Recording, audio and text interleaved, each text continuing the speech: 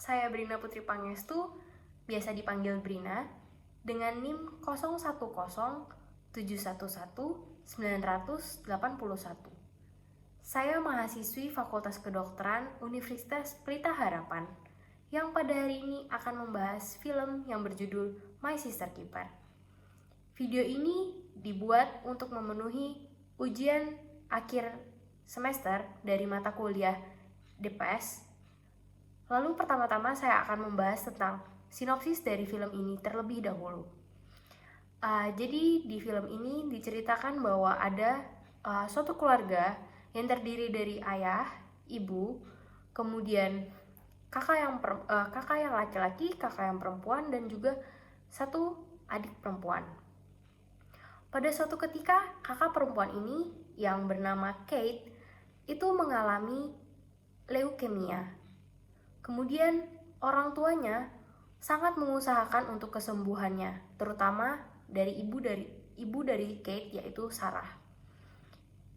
Semua dilakukan sampai suatu ketika dokter ini menyarankan kepada orang tua ini untuk melakukan rekayasa genetika, yaitu bayi tabung, untuk dijadikan sumber donor organ untuk menyelamatkan Kate dari leukemia. Lalu lahirlah si adik perempuan ini yang bernama Anna. Anna ini kemudian lahir dari bayi tabung. Kemudian dari kecil Anna ini selalu menjadi sumber donor yang tidak hanya dari darahnya saja, tapi juga sumsum tulang belakangnya, lalu juga ginjal dari si Anna ini. Kemudian suatu ketika Anna menuntut orang tuanya, ia mendatangi suatu pengacara yang sangat terkenal. Kemudian pengacara ini menyetujui untuk membantu si Anna ini. Kemudian Anna menuntut orang tuanya, lalu orang tua ini, Sarah dan Brian, lalu bertengkar sangat hebat.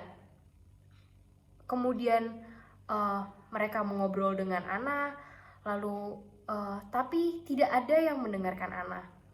Kemudian semua dilakukan benar-benar Sarah ini untuk Kate, untuk kesembuhan dari Kate ini sendiri.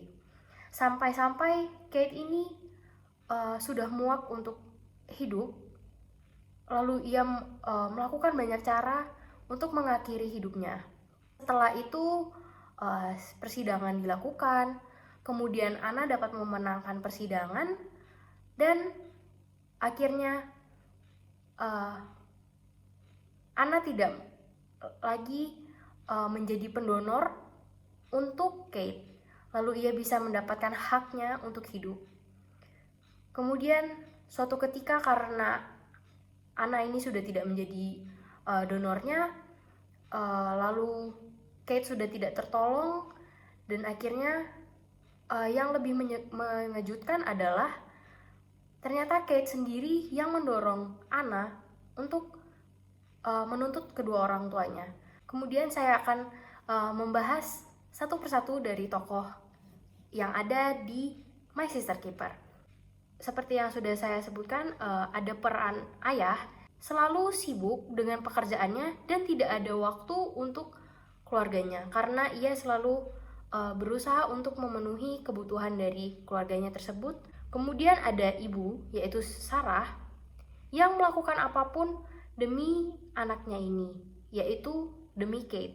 Sampai-sampai ia melupakan anaknya yang lainnya, lalu benar-benar sangat berfokus kepada Kate. Kemudian ada kakak perempuan, yaitu si Kate itu sendiri, yang menderita leukemia. Namun dia ini sangat sayang dengan keluarganya. Lalu ia juga diceritakan pernah menyukai seseorang yang menderita kanker. Kemudian di akhir hidupnya ia menghabiskan waktu untuk membahagiakan dirinya, seperti ke pantai. lalu menghabiskan waktunya dengan bahagia sampai nafas terakhirnya. Kemudian ada adik perempuan, yaitu si Anna tersebut, yang dari kecil dipaksa untuk menjadi donor. Ia sebenarnya sangat sayang kepada Kate, namun ia tidak pernah benar-benar menyampaikan perasaannya untuk Kate. Kemudian seperti yang sudah saya sebutkan juga tadi, yaitu ada tokoh pengacara. Pengacara ini sebenarnya ia sangat terkenal di cerita itu.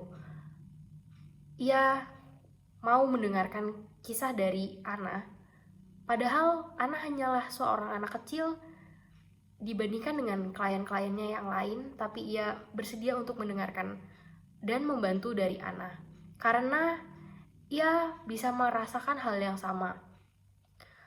Pengacara ini memiliki epilepsi yang tidak memiliki kontrol terhadap dirinya sendiri.